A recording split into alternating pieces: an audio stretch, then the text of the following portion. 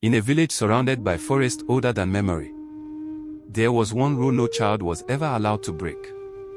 Never eat meat left in the forest after sunset. Because if you do, something in the dark begins to recognize you. And once it does, it never stops hunting. The village of Umika sat at the edge of a massive forest. Not the kind of forest children played in. This forest was different. The elders spoke about it carefully, almost fearfully. No one entered after dark. No one hunted near the Black River. And no one touched anything they found inside it. Especially meat. Especially meat left alone. The villagers believed some things in the forest were not animals. They looked like animals. Sounded like animals. But they were something older. Something hungry. And according to the oldest people in Umuka, those things liked to leave gifts. Traps. The kind only desperate people accepted. Tunde was 16. Thin. Restless. Always hungry. Not just for food. For more. More than the village. More than farming. More than warnings whispered by old people around fires.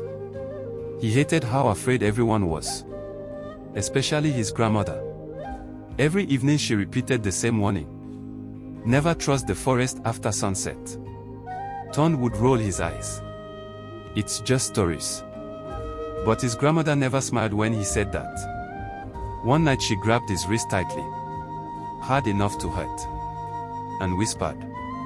Stories don't leave footprints. That stayed with him. Not because he believed her. But because for a moment, she sounded terrified. That year, food became scarce. The rains came late. Crops failed. People started eating less. Even the village hunters returned empty-handed. Tunde watched his younger sister sleep hungry at night. Watched his grandmother pretend she wasn't starving so the children could eat. And slowly, the warning stopped mattering. Because hunger changes people. It makes dangerous things feel reasonable. One evening, Tunde overheard two men whispering near the market. There's meat in the forest again. His heart stopped. Fresh meat meant survival. But the second man looked frightened. They should leave it alone. Someone else would take it. Then let them die. Tunde listened silently. And that night, he made a decision. The moon was barely visible when he entered the forest. Every sound felt louder. Every shadow looked alive. But Tunde forced himself forward. This is stupid, he muttered. It's just meat.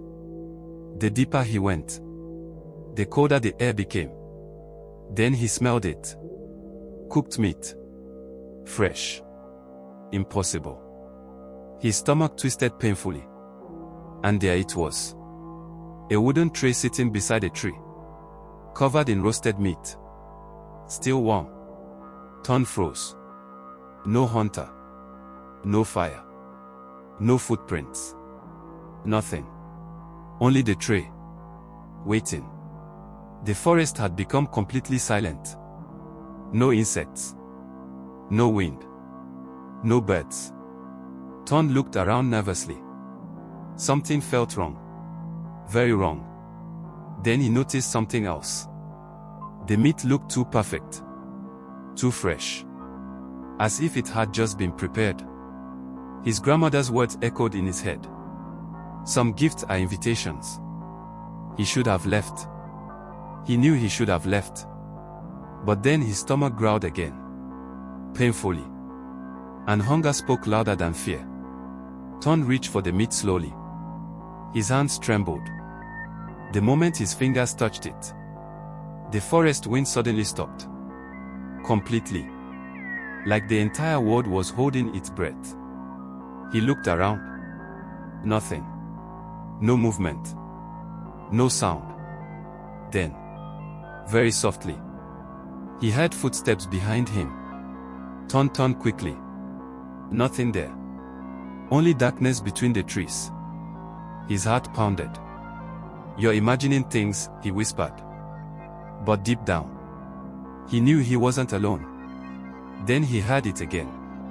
Footsteps. Slow. Heavy. Crunch.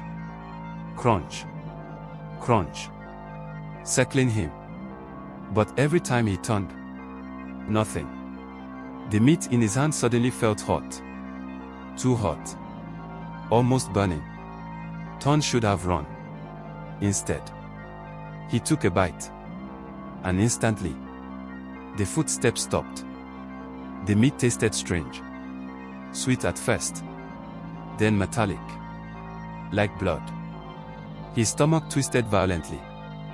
The trees around him creaked loudly. Not from wind. From movement. Something was moving between them. Watching. Ton slowly looked up. And saw it. Far between the trees. A figure. Tall. Too tall. Its body bent unnaturally. Its eyes reflected pale white in the darkness. And it was smiling. Not like a person. Like something pretending to be one. Ton dropped the meat instantly. His breathing became uneven. The thing tilted its head slowly. Then whispered. Finally. If you found food in a forbidden forest, when your family was starving, would you have eaten it? Ton ran. Branches scratched his skin. His feet slipped through mud. Behind him, those footsteps returned. Faster now. Closer. Crunch. Crunch. Crunch. Something moved through the trees beside him effortlessly. Keeping pace. Not rushing. Playing with him. And every few seconds, he heard breathing. Right beside his ear. Even though nothing was there. Ton burst out of the forest just before dawn. Sweating. Shaking. Terrified. His grandmother opened the door. And immediately froze. Not because he was injured. Not because he looked frightened. But because she saw his eyes. Something inside them had changed. Very quietly, she whispered. No. That night. Ton woke up hungry again. But not for food. He sat up slowly in darkness. Breathing heavily. Then he heard movement outside his hut. Soft scratching near the door. He walked toward it carefully. And beneath the crack under the door, he saw it. Another wooden tray. Covered in fresh meat. Still warm. And from outside, a voice whispered. You belong to the forest now. Would you have eaten the meat? Or left it behind?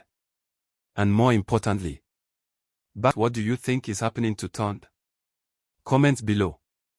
And subscribe if you want part 2, because this only gets darker from here.